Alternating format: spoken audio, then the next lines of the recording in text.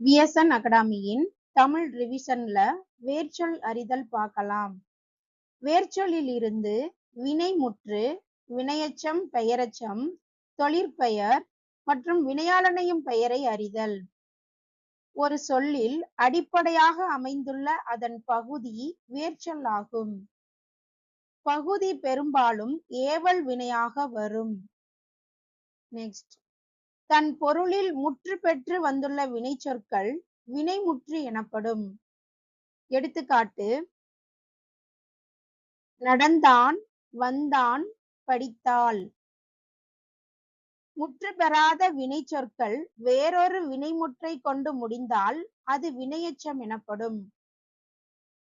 அதாவது ஓர் எச்ச வினை வினையை கொண்டு முடிந்தால் அது வினையெச்சம் எனப்படும். வினையெச்ச விகுதிகள் உ, ஈ.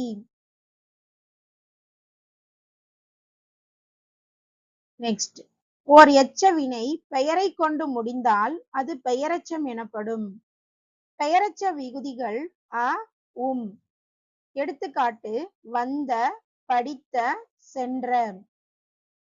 நெக்ஸ்ட், ஒரு வினை அல்லது செயலை குறிக்கும் பெயரானது எண், இடம், காலம், பால் ஆகியவற்றை குறிப்பாகவோ வெளிப்படையாகவோ உணர்த்தாமல் வருவது தொழிற்பெயர் எனப்படும். எடுத்துக்காட்டு: நடத்தல், வருதல், படித்தல். நெக்ஸ்ட், ஒரு வினைமுற்று பெயரின் தன்மையை அடைந்து வேற்றுமை உருபு ஏற்றும் ஏற்காமலும் வேறொரு பயனிலையை கொண்டு முடிவது வினையாளனையும் பெயர் எனப்படும். அது தன்மை, முன்னிலை, படர்க்கை ஆகிய 3 இடங்களிலும் 3 காலங்களிலும் வரும். எடுத்துக்காட்டு: நடந்தவர், வந்தவர், படித்தவர்.